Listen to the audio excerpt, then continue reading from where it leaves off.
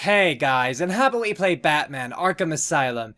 Even though it's not really playing Batman anymore, it's just reading and, listening to the tapes. But I believe we're on Catwoman now, so let's check her out. Story. An orphan who learned to survive on Gotham City streets, Selina Kyle took to thievery to survive. But determined to do it in style, she learned martial arts and trained extensively to perfect her skills at cat burglary. Her criminal activities are often tempered by a reluctant altruism, making her an inconstant villain and occasional hero. She regularly eludes capture by the Dark Knight and maintains a complicated, adversarial relationship with Batman that frequently turns flirtatious and occasionally legitimately romantic. Facts. Real name, Selina Kyle. Occupation, professional thief. Base of operations, Gotham City. Eyes green, hair black. Height, 5'7", weight 125 pounds, and first appeared in Batman #1, spring 1940. That's pretty cool. Attributes. Trained gymnast and athlete, expert hand-to-hand combatant, highly skilled with her specialized whip, a cat o' nine tails. Oh, that's cool. Capable of astonishing stealth, obsessed with, and adept at, stealing famous and well-protected items, like who wouldn't be, if you could, and you weren't, you had questionable morals, and drawn to cat motifs. Alright, so, of course there's no interview tape. She wasn't, in the asylum. Even though they did have her, mask or whatever on display, didn't they, at some point? I thought they did. Mr. Freeze. Aw, no tape for him either. Okay. Victor Freeze, I guess it is, was a brilliant cryogenicist whose beloved wife Nora was stricken with a fatal degenerative disease. He placed her in suspended animation while obsessively searching for a way to cure her, but the corporation that funded his research, and Nora's life, pulled the plug, triggering an accident that transformed Freeze's body into a cold-blooded form that must always be kept below zero. At normal room temperature, he will die. Oh. Wielding a number of freezing weapons, he wears protective armor in his quest to somehow bring back his lovely wife and avenge her fate, which he partly holds the Batman responsible for. Though I don't see why, unless Batman, had part in pulling the plug, but whatever. Facts. Real name, Dr. Victor Freeze. Occupation, professional criminal.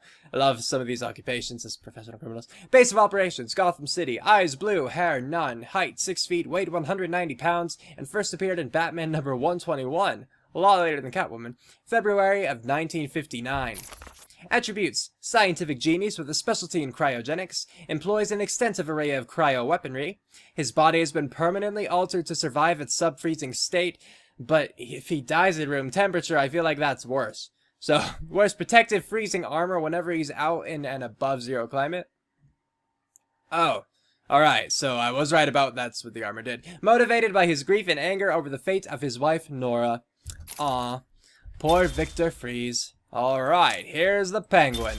No tape for him either. The Penguin, one of Batman's oldest foes, is an eccentric criminal mastermind, known as much for his love of ornithology and trick umbrellas as for his shady business dealings.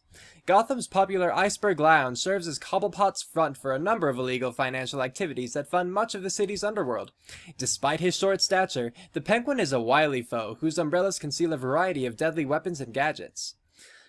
I really haven't seen the Penguin much. I saw a bit in, one of the old cartoons. I don't know which cartoon. And he was in Batman Returns, which, I enjoyed the movie, but I do have things I could talk about in terms of, complaints, which I'm actually really rather tempted to make a video of.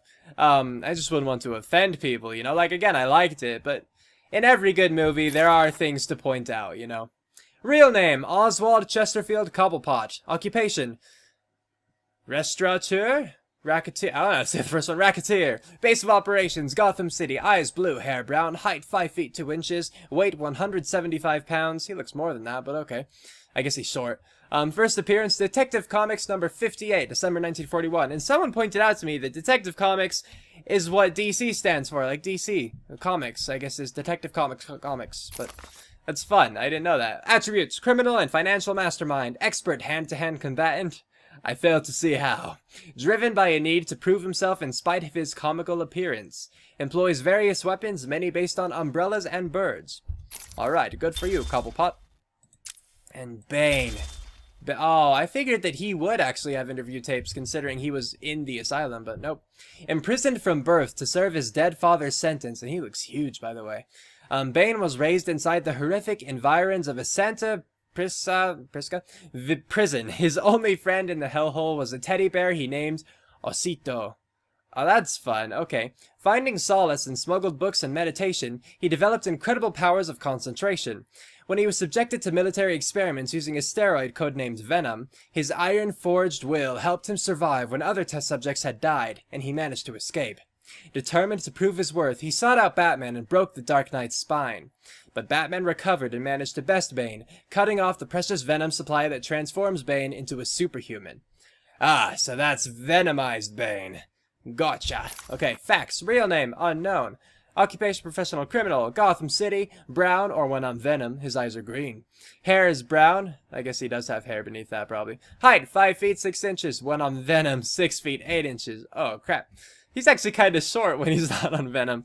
Weight, 140 pounds, or when on Venom, 350 pounds. First appearance, Batman Vengeance of Bane #1, January 1993. Attributes: Master Strategist, intense focus, abnormally strong reaction to Venom, giving him incredibly enhanced physical abilities, and he's determined to best Batman and all others who challenge him. Cool, that's kind of like Edward Nygma, except on the physical side, right? Yeah. Next we have the Scarecrow. And we do have interviews for this guy, cool. So I get a break, ha! Taunted and bullied as a youth, Jonathan Crane vowed to overcome his fears through the study of psychology and biochemistry. Kicked out of his university for experimenting on human subjects, Crane then adopted the identity of the Scarecrow and armed himself with a specialized fear-inducing gas that makes a person's deepest phobias become frighteningly real. His ongoing criminal reign of terror makes him one of Batman's most psychologically dangerous foes. Real name, Jonathan Crane. Professional, or occupation, professional criminal. Base of operations, Gotham City. Are they all just Gotham City? If so, why do they have base of operations? Eyes blue, hair brown, height 6 feet, weight 140 pounds. First appearance, World's Finest Comics, #3, fall 1941. Attributes: Master of Psychology and Chemistry, creator of fear-inducing gas, and motivated by an obsessive need to create fear in others. At one point, was he a doctor? I felt like I read, or I heard that during the game, but it's been a while. Or was he just studying, and that's what I'm remembering? Because, yeah, it said he was kicked out of university for experimenting on human test subjects, but I thought he was also a doctor at one point, or a psychologist or something. Maybe not. Anyway, now we get to read the patient interviews, or listen to the patient interviews, so go. January 7th. Patient was referred to me after the incident with Dr. Murphy. He appears to have suffered a breakdown of sorts. I believe it was brought about after the loss of his wife and child. Awesome. As yet, the patient has been unable to speak. Continued observation shows little mental activity. It's as if the shock of what he saw triggered his mental collapse. There's someone in here! It's him. We found him. Break down the door! Note to self. As ever, it is difficult to continue my research under such conditions. Step away from Dr. Combs. Now! Get down on the ground! We found him. Who are they talking Someone to? get a medic. Oh, God, what's he done to him? So did the Scarecrow do something to another doctor person? That was kind of unclear. Okay, this is from the 7th to the 22nd, same month. Patient interview 6. Dr. Crane has been back in custody. Yeah, call him Dr. Crane. Yeah. Regular sessions have been inconclusive. I am not sure he is actually insane. Good evening, Stephen. How are you tonight? I'm conducting the session, Jonathan. Of course. If that helps you cope, I wouldn't have it any other way. Let's talk about the events 3 weeks ago. What did you think you'd achieve? Dr. Murphy is still in therapy. I Poor wanted Murphy. to understand him, his personal demons, his fears. It's all quite fascinating, really. But you were a respected doctor. Definitely heard it during the game. A brilliant mind. Now just another resident in Arkham. Can I have a drink? A strong one? This kind of question bores me. I'm afraid not. Interesting choice of words, Doctor. Afraid. Tell me, what are you afraid of? Really quick, I have to hear the voice of the first one. Patient interview 1. Patient was referred to me after the incident with Dr. Murphy. He appears to have suffered a breakdown of sorts. I believe it was brought about after the loss of his wife and child. Is that Crane? As yet, the patient has been unable to speak. Continued observation shows little mental activity. It's as if the shock of what he saw triggered his mental collapse. There's someone in here! It's him. We found him. Break down the door! Oh. Note to self. As ever, Okay. it is difficult to continue my research under such conditions. Step away from Dr. Combs. Now! Get down on the ground! We found them. Someone get a medic. Oh, What's he done to him? Okay, that makes a lot more sense. That was Crane speaking. Like, I thought I recognized that voice. But, yeah, okay, moving on to the third one then. This is 7 days after the second. So, yeah. Patient interview 9. Dr. Crane continues to evade questions. I believe he is quite sane. Just evil. Just evil. He takes no interest in the people he has hurt. His research appears to be the only motivating factor in his life. What is it about fear that drives your obsession? Fear drives everything, Stephen. Everything. Your life is governed by fear. Every decision you make is a product of that fear. Don't be ridiculous. You married your wife. Margaret, isn't it? Because you were scared of dying alone. That's what I think of it, but not necessarily true. Because you're scared of leaving nothing behind that really matters. You go to the doctors because you're scared of dying. Do I need to go on? No. I think that will be all for today. Guards? Like, everything Scarecrow said there could be true. Like, those are perfectly legitimate reasons for doing any of those things or having any of those things. Like, kids in that case, you know. But they're only, like, a reason. It's not the only reason that you could get married or you could have children or whatever. So, come on, Crane. You should know better than that. Today I have another interview with Crane. I cannot say I am looking forward to it. Can't imagine I am anyone would. feeling anxious. I don't like to admit it, but I think he's getting to me. How are you today? I keep telling you, this is my session. It was your session, Doctor, but not anymore. Are you okay, Doc? I think... yes, Oh, he's fine. Just questioning his grip on reality. You should be doing the same any second. Mom? Is that you? Wait, what are you doing? Get off of me. Help! Oh. I need help here! I can't breathe! Like I said, you're all part of my experiment now. What, did he get, like, fear gas in there with him? I guess? I don't know. Like, you can't just do that. I guess, like, hypnosis technically kind of can induce that sort of thing, but... Oh, I was gonna say, this is the same date. This is just Asylum interview number 1. Asylum interview 1. My experiment is underway. Working alone, I have created my ultimate fear gas. Okay, so I guess he Its did potency, have fear gas. A revelation. They're all over me! Please, Daddy. Don't do it! That's sad. Keep on. Keep on. I have pumped enough gas into the medical center to break 100 minds. It should only be a matter of time before... What? Give it up. Now! Who is that? How are you still standing? How come it's not affecting you? Who says it's not? I knew it. What was it like? What have you seen? Officer Cash, get this formula to the air conditioning system now. You failed, Crane. Again. Oh, I've been working with Dr. Keller in creating an antidote to the toxins in your cologne. Batman. You fooled you, Crane. How does that make you feel? Threatened? It is, right? Humiliated? Scared? I'm gonna say yes. Though I do wonder, how does the fear gas not affect Scarecrow? Exactly. I thought it did in, like, the movie, but anyway, let's move on now. So that was Dr. Crane for you, the Scarecrow, and this is Two-Face. Oh, Two-Face, alright. He has fancy hair in his darker form. That's interesting. Story. District Attorney Harvey Dent was one of Batman's strongest allies in Gotham City, until a criminal threw acid in Dent's face, hideously scarring him. The wounds fractured his psyche, and he was reborn as a schizoid criminal mastermind obsessed with duality. His former good luck charm, a two-headed trick silver dollar, was damaged on one side in the attack, and Dent has seized on it as a reflection of his half-scarred visage. He flips it to decide the fates of his victims. Despite Batman's efforts to reform his former ally, Dent is consumed by his fixation on chance, and his crimes are designed to prove out his diametric philosophy. Prove out, that's a weird phrase. Anyway, facts. Real name, Harvey Dent. Occupation, again, professional criminal. What do you know? Base of operations, Gotham City. Eyes blue, hair brown or gray on the side. Height 6 feet, weight 182 pounds. First appeared in Detective Comics number 66 in August 1942. Attributes. Hideously scarred on the left half of his face, which he plays up with clothing that's differently styled on one side. That's interesting. Extremely skilled with his weapons of choice.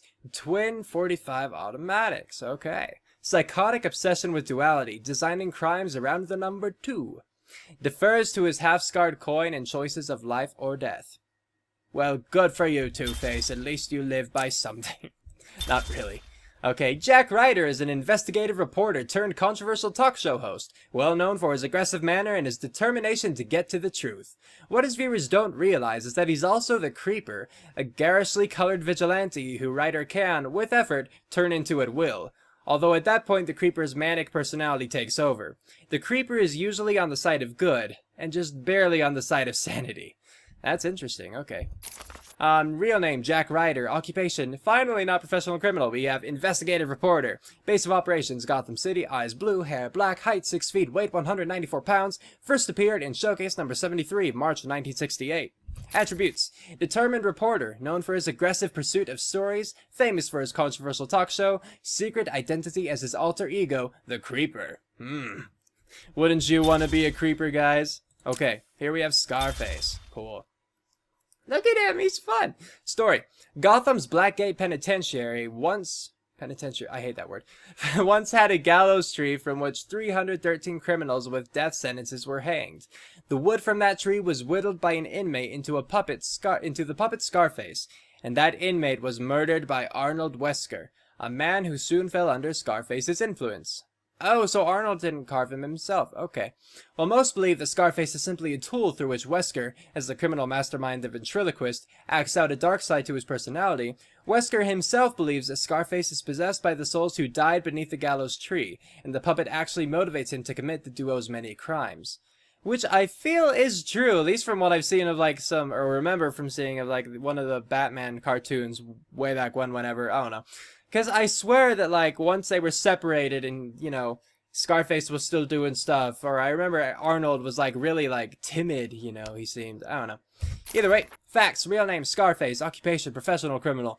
Base of operations, Gotham City, eyes black, hair black, height 2 feet 6 inches, weight 15 pounds. First appeared in Detective Comics number 583, February 1988. Attributes, puppet animated with eerie verisimilitude by the ventriloquist, frequently wields undersized but lethal weaponry. When teamed with a ventriloquist, acts as an old-style mob boss, with a sociopathic disregard for human life. As every puppet probably does, or at least feels on the inside. Okay. But, let's see. Okay, we'll read this one, and then that's probably good for just one bit. So, story. This is Prometheus. A dark reflection of Batman, Prometheus was raised by criminals who were gunned down by policemen right in front of him. Oh, interesting. Dedicating his life to destroying the law, Prometheus traveled the world and trained in the ways of murder. Clad in an armored suit that maximizes his natural skills, he is a master assassin whose physical and mental abilities rival Batman's own. He sounds like a really cool guy, actually. As a villain, really cool villain, Real name, unknown. Occupation, professional criminal. Base of operations, Gotham City. Eyes brown, hair white. Height 6 feet, weight 180 pounds. First appearance, Prometheus number 1, December 1997. Pathological need to kill law officers. Trained to peak physical and mental levels. An arsenal of weapons and deadly gadgets. How he funds them, I don't know. Next time, though, we will start with Maxi Zeus. Is that Zeus? I guess so. Alright, but yeah. So, there we have more Arkham bios and interview tapes. I guess we only had Crane's interview tape this time, but yeah, with all that, thanks for watching. I hope you enjoyed that, and if you did, of course, feel free to leave a like, comment, and if you're new, even subscribe. It means a lot, it really helps me out, and I would love to have you guys. So, tune in next time for my next video. Until then, take care. Cue outro, go!